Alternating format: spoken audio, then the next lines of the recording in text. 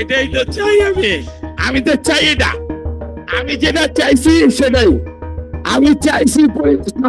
পুঁজিবাজারে তালিকাভুক্ত মীর আখতার হোসেন লিমিটেডের বার্ষিক সাধারণ সভা শেষে কোম্পানির একজন কর্মকর্তাকে কোর্ট ধরে টানাটানি করছেন যে ব্যক্তি, তিনি শাহ আলম বাবু, একজন সাধারণ বিনিয়োগকারী। পরিবেশ নষ্ট করা যাবে না, এইভাবে হইচই করা যাবে না। স্যারের সম্মানে আজকে কোনো বক্তব্য হবে না, সুতরাং মিটিং পাস।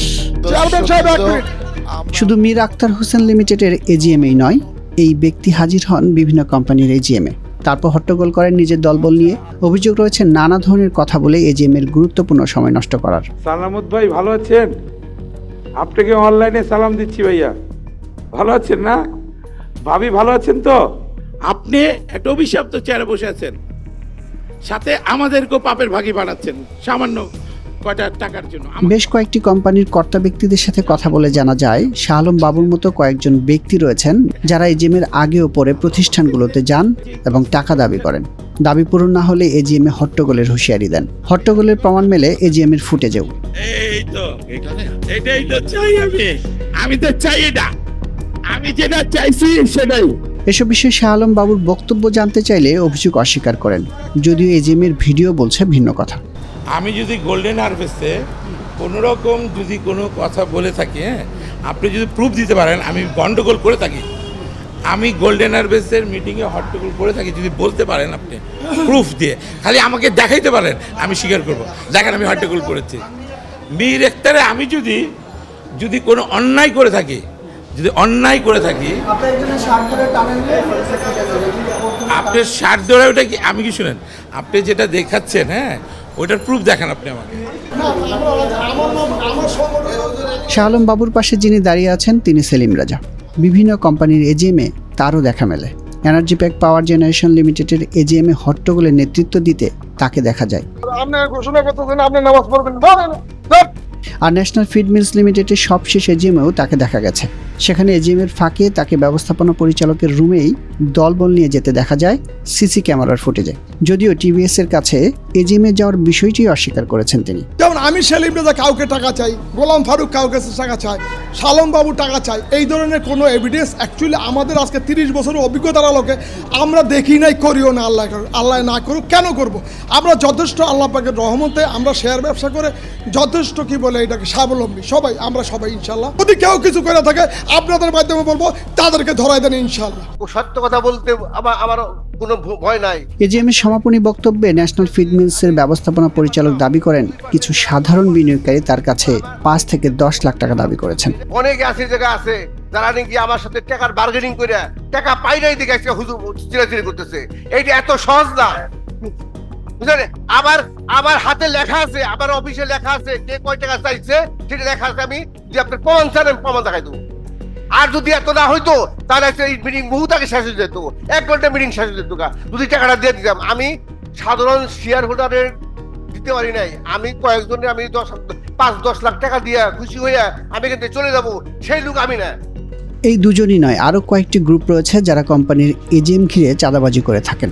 এসব বিষয়ে প্রতিষ্ঠানগুলোর কোম্পানির সেক্রেটারিরা ক্যামেরার সামনে কথা বলতে রাজি না হলেও চাঁদাবাজির বিষয়ে বিস্তারিত তথ্য দিয়েছেন। আমাদের আইনি বাধ্যবাধকতা আছে। তবে পুঁজিবাজারে তালিকাভুক্ত কোম্পানিগুলোর সংগঠন বিএপিএলসির president Riyad Mahmud on camera এসব ঘটনার বর্ণনা দেন। বলেন, এই গ্রুপ বা এজিএম পার্টি কোম্পানির দায়িত্বশীল ব্যক্তিদের কাছে পরিচিত মুখ।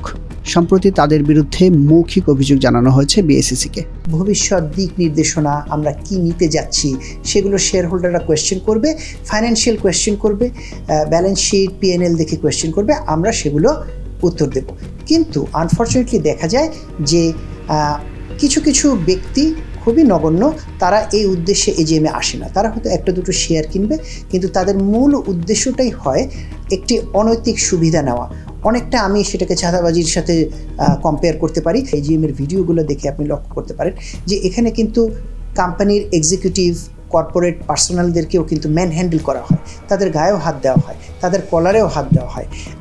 ডায়াসে যেখানে কিনা বোর্ড অফ ডিরেক্টরস বসছে, যেখানে কিনা তারা প্রশ্নের উত্তর দেবে, সেখানে যে কিন্তু তাদেরকে হেনস্থা করা হচ্ছে, চিৎকার চেঁচামেচি করা হচ্ছে, ম্যান হ্যান্ডেল করা হচ্ছে। এবং এগুলো কোথায় হচ্ছে? কিছু সিলেক্টেড গ্রুপ আছে যেটা সম্বন্ধে আমরাও অবগত, আমাদের কর্পোরেট অ্যাফেয়ার্স ডিপার্টমেন্টও অবগত, এবং রেগুলেটরও ফুললি অবগত যে এরকম গ্রুপ রয়েই গেছে। তারা কিন্তু অনেকটা ব্ল্যাকমেইলের মতো করে কর্পোরেট বডিগুলোকে বলে যে হয় আমাদেরকে এন্টারটেইন করবেন, না হলে আমরা আপনাদেরকে আপনাদের এজিএম বা যেটা কিনা শেয়ার হোল্ডারের হক, শেয়ার হোল্ডারের রাইট, সেটা আমরা বিঘ্নিত করব। সো এইটাই কিন্তু হয়ে যায় আমাদের প্রতিবন্ধকতা। কারো বিরুদ্ধে যদি কোনো অভিযোগ থাকে, এদিকে বিএসইসির মুখপাত্র বলছেন, কোনো বিনিয়োগকারী যদি আইন বহির্ভূতভাবে কিছু দাবি করে তবে তার প্রতিকারে এগিয়ে আসতে হবে কোম্পানিকেই।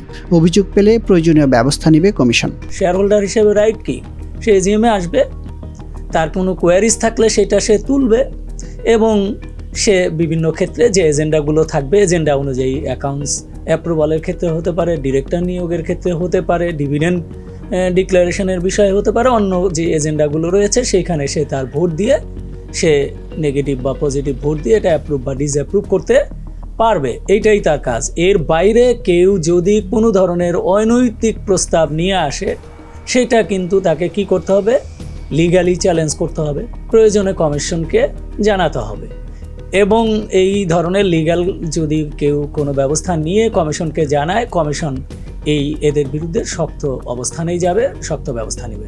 আমরা বলেছি এই ক্ষেত্রে কোম্পানিকেই মানে এগিয়ে আসতে হবে যে যদি কোনো অনৈতিক প্রস্তাব দেয়, এটা কিন্তু এজিএমের আগেই তারা করে, তো যখন আগেই তারা অনৈতিক প্রস্তাব দিয়েছে এটা আগেই কমিশনকে জানিয়ে দেওয়া বা লিগ্যাল ব্যবস্থা নিয়ে আমাদেরকে জানিয়ে দিলে আমরা এটা ব্যবস্থা নিই। বিএসইসির চেয়ারম্যান ও কমিশনারদের সাথে সাক্ষাতে বিপিএলসির নতুন কমিটি এই বিষয়টি তুলে ধরলে লিখিত অভিযোগ করার পরামর্শ দেওয়া হয়। এখন প্রশ্ন, এই নীরব চাঁদাবাজদের গলায় ঘণ্টা বাঁধবে কে?